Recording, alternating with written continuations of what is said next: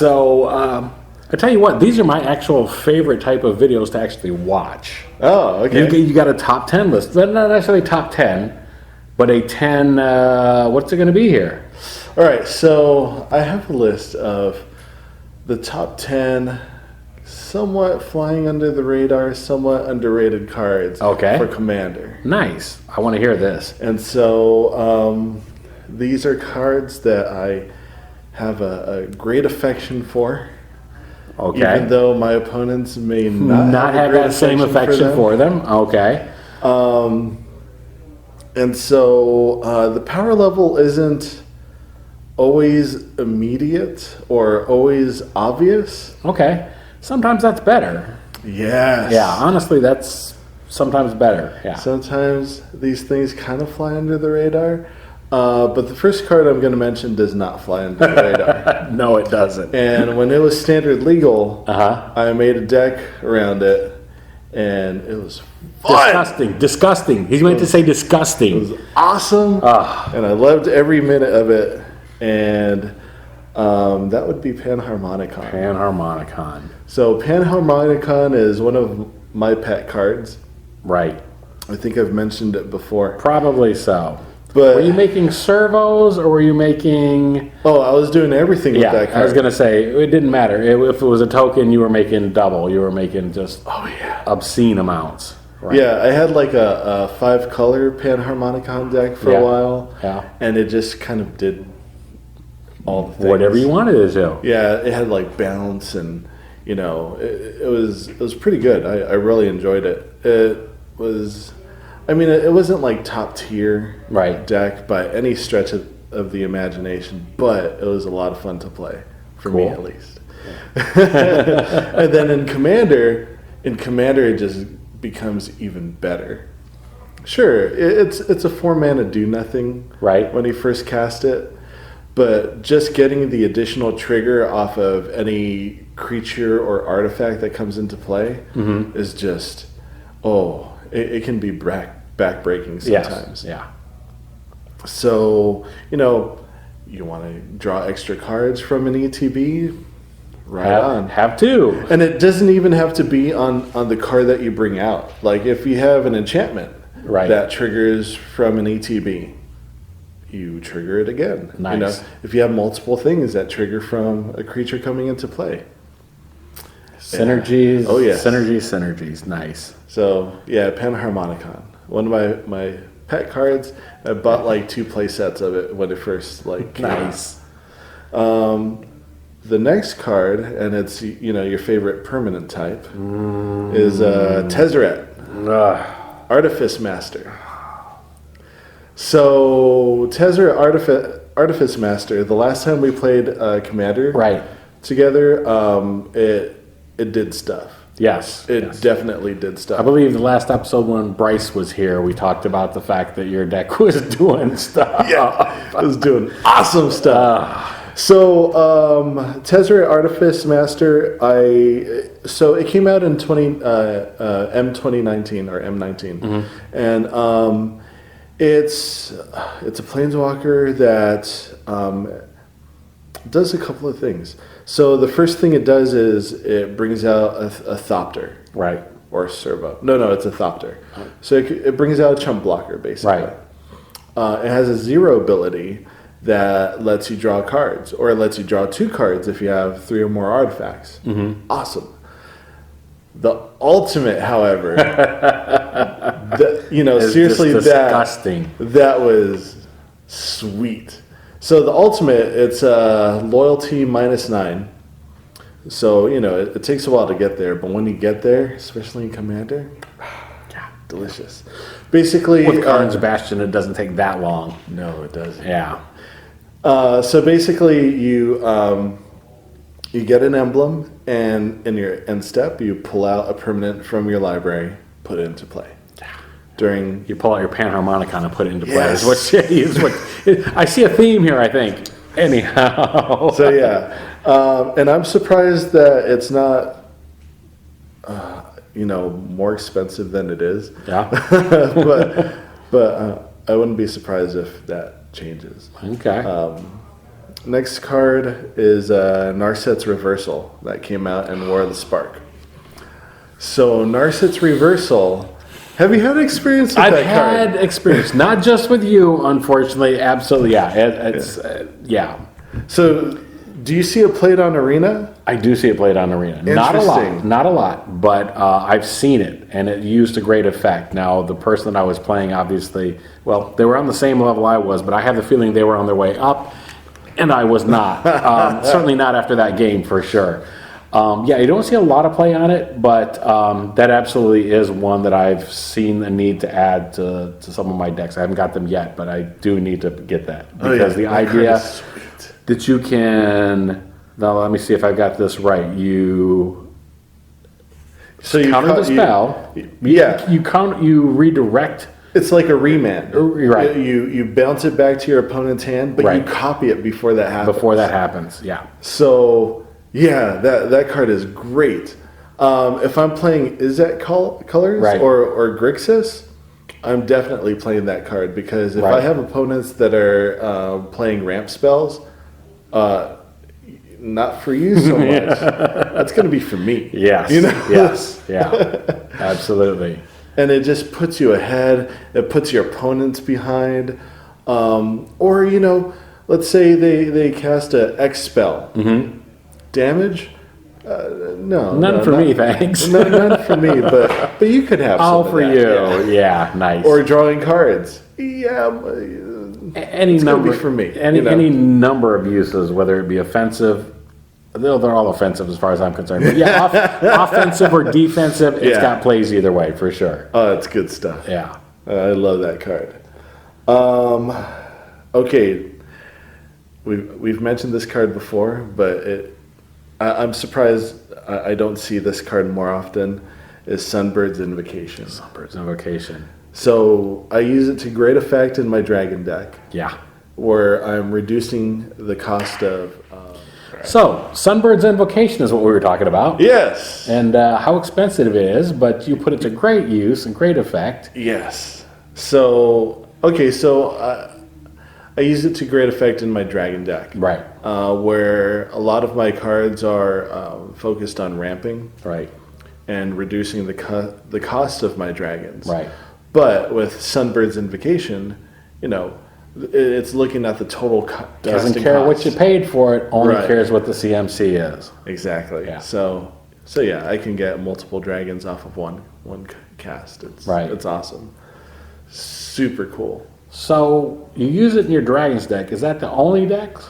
Or what other decks do you have that you would use that in? So probably Mizzet. Yes. Yes. Yeah. Okay. That's kind of a given. Is there any other ones that you have it in?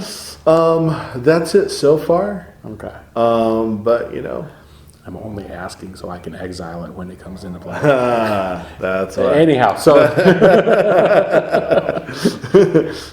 so yeah, it's a sweet card. It's just I think it scares, like you said. I think it scares that casting cost is what scares people off of it. I think, but you got to look beyond that or find a deck that's already built around getting ramp and stuff, and it's just that much. I wonder if that would work on my Worth the Raid Mother deck. Ooh, maybe that's why I saw it. There you go. I was just saying earlier in the break while we were swapping out batteries that I had just seen that card recently in play, and I'm pretty sure it was in the Worth the Raid Mother deck. Oh. If it isn't, it will be. Yeah. I can see it totally in that deck, just working, just doing work. Awesome. Next card I've got is Golos, the Tireless Pilgrim. Now, what is that? So it's an artifact creature. Mm-hmm. It's a scout, and so it has an activated ability. Okay, so it has two abilities. When it comes into play, you search your library for a land. Okay. Any land, and you put it into play tapped. Okay. So there's tons of uses for that. Absolutely. And then plus it's an artifact, right? No colored mana? Right. Yeah. So except for its activated ability. Okay. Which is 2 generic and 1 of each color.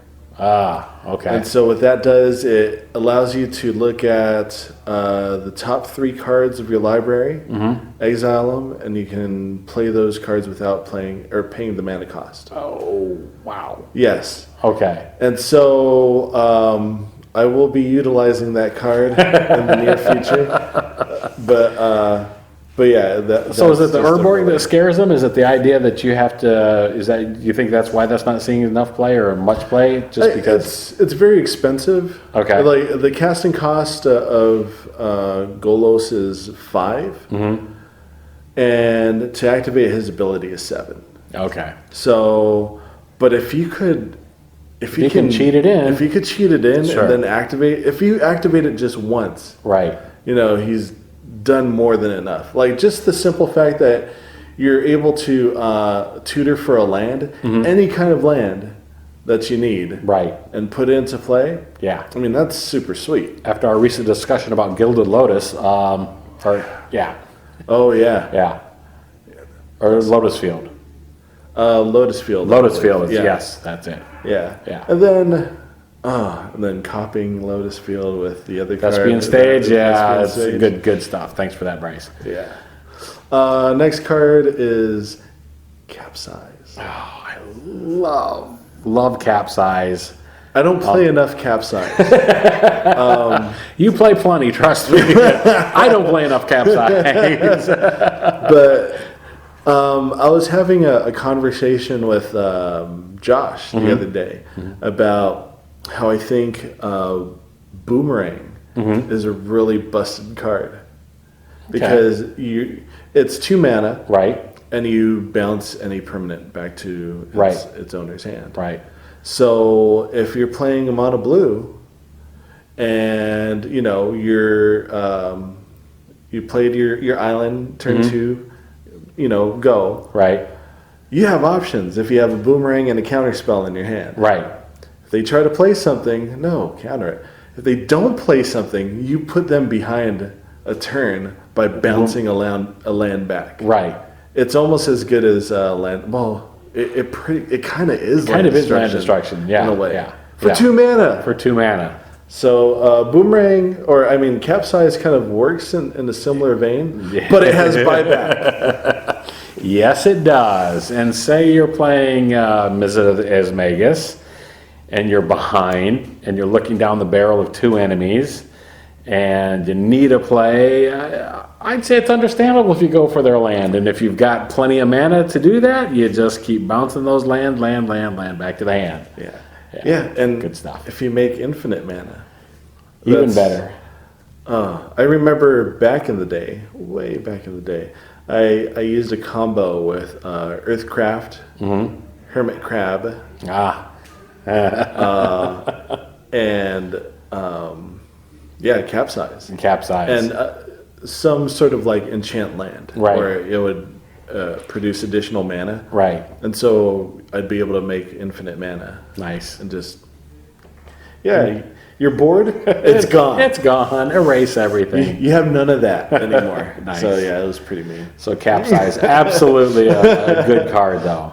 Yeah, totally. And I'm surprised that more buyback cards don't make it into Arena or into Commander. Yeah, at least not that I've seen. At least. I mean, there's a few here and there and stuff, but Capsize being a prime example of it. Oh yeah, but it's mean. Yeah, it's awesome. Next one is it's a card that I've contemplated about putting into my decks, but decided against it because it can be very mean. Okay. And that's Mishra's Helix. Mishra's Helix. Okay. Yes. So it's an artifact. It costs 5 generic to cast, and its ability is X and tap, and it says tap X lands. Nice.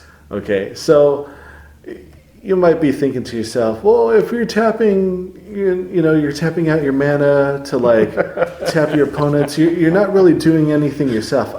But I know how many mana rocks you play. Yes, and so, and on top of that, what's that artifact called? I think it's called Unwinding Clock. Yes. Or you untap your artifacts during your opponent's untap steps. Right. So, yeah, I've considered playing that. I decided not to because we're not playing competitive EDH? Right, right. Okay. And, like, just the idea of, all your lands, they're tapped. Oh, we're going to your turn now. Yeah, your lands, no, they're still tapped too. Yeah. And that's just, that'll get you kicked out of groups. That's true. So, maybe not the best. Maybe not that one. A good card to note or know is out there at any rate. Yeah. Right. I like Jace. I like Jace from Return to Ravnica. Yeah? Particularly. It's kind of low on the price scale compared to some of the other Jaces. Right. Right? Jace the Mind Sculptor. Yeah. Right? But Architect of Thought was, I thought, a really good card. His plus ability, kind of shrinks your opponent's creatures if they're coming at you. Right. And then he has sort of a mini Fact or Fiction. Right. Where you look at the top, 3 cards, and your opponent splits them into 2 piles. I mean, you're usually getting 2 or 1 cards. Right. And that's, you could do that twice after casting them. But his ultimate, I used it in our last game. I think you used every one of the planeswalkers on the board, and every one of their ultimates got to that point. Yeah, I don't know. I might have been dead by that time too, though. So. Oh, that game was kind of gross, but kind of awesome too. If you watch the episode with Bryce, that's the only time you get to do that. That's the last time you get to do it. You've played it a few times now. Now I'm going to go in playing the politics from the beginning, going, we're going to kill Enrique first now. Yeah. It did beautifully, though. That Super Friends deck did awesome. Yeah, super villains. Super villains, yes, exactly. It's being led by Nicol Bolas. Indeed. But yeah, Jace, Architect of Thought, I think is a really good card. His ultimate is pretty cool, where you just pull out a card from each player's library, and you cast it without paying its mana cost. So I get to get your best card. Yeah. And I can either keep it in exile, or I can use it against you. Right. So right. It's pretty cool. So next up, not a lot of creatures on this list, but the one I like because I play Nicol Bolas and Grixis. Okay, because I'm like, so I want to ask you about a question, but I also don't want to interrupt you. I'm waiting to see if you're going to answer my question right now without being asked. What is the creature that you're talking about? Nightscape Familiar. So just being able to cast that little dude out and reducing the cost of my future spells is huge. Yeah. And he has Regenerate on top of that. Yeah. So, he's a little 1/1 dude. You don't really expect much out of him. You could chump block with him and regenerate him. Sure. But then all that value that you get by reducing your red and blue spells. Absolutely. Sweet. Definitely. And yeah, whenever I play Grixis, I definitely have Nightscape Familiar in my decks. And finally, and this card was used to great effect last time we played, was Spreading Plague. And it's an enchantment. Yeah. And the text goes, I believe it's 4 total CMC or 5. I believe so. I think, well, no, for sure at this point. Yeah. But if you haven't seen this card before, it basically eliminates standstills. Yeah. So Spreading Plague, what it does is whenever a creature comes into play, you destroy every other creature on the battlefield that shares a color with that creature. Yeah. And that card, hands down, won me that game. It absolutely did. We couldn't remember it again, going back to the episode with Bryce. Couldn't remember the name of it, but yes, that was the card that pinned us down and just locked us out so that Brian, myself, Bryce couldn't do anything. Yeah. We were locked up. There was nothing we could do because all the creatures shared a color between all of us, and it just wasn't going to happen. Here's my question, though. You played another card. It's not on your list necessarily. What was the card that gave you loyalty counters on your supervillains, as it were? Oh, yeah, that card is busted. Yes, yes, it is. I forget the name of it. It's a blue creature. And when it comes into play, you double the amount of counters on your permanents. On your permanents. We'll have looked this up by the time you're seeing this. Yeah, it'll pop up right here, on the screen. But another card that just did major work for you in that game. Oh yeah, if you have multiple planeswalkers out on the field and they have at least halfway to their ultimate. Yeah, things are going to happen after that comes into play. Definitely. And I just thought about putting Harmonica along with that. It's a terrible talk. Oh my! There's no way I can undo this episode now. Yes. We've come full circle at this point now. This was a terrible idea. Whose idea was this? Oh wait, it was your idea. Yeah. I can't even argue that it's my fault this happened. That's a terrible idea. But you know what? This goes back to what we talked about last time, which is the beauty of playing and talking with other people and stuff. You never know what suggestions they might have or what you might get or come to mind just sounding things off of somebody else, using somebody else as a sounding board and stuff. Oh, yeah. What else, other things you're going to see out there. That sounds like a terrible idea. You should not do that with any of your cards. I don't know. It's going to happen. Damn. I'm going to have to up game for sure. So, yeah, fair enough. Yeah. All right. Well, thank you for sharing those with me. Oh, yeah. Can't say that I'm happy with the outcome of it. I'm going to be even less happy probably when I see those cards in play. But I'll see what I can do with some of those to add that to my deck. I think. Get those tiers. Little collection there we go. Yes. Indeed. Well, as always, thank you for joining us. You can look for us on Facebook. Go to Tibalt's Apprentice. You can find us obviously on YouTube. But like, comment, subscribe, and share your thoughts with us. Yes. But share them with me. Don't necessarily need to share those with him. I'll take all of your ideas at any rate and turn them into pure pain for other people. Thanks for watching. Come back and join us.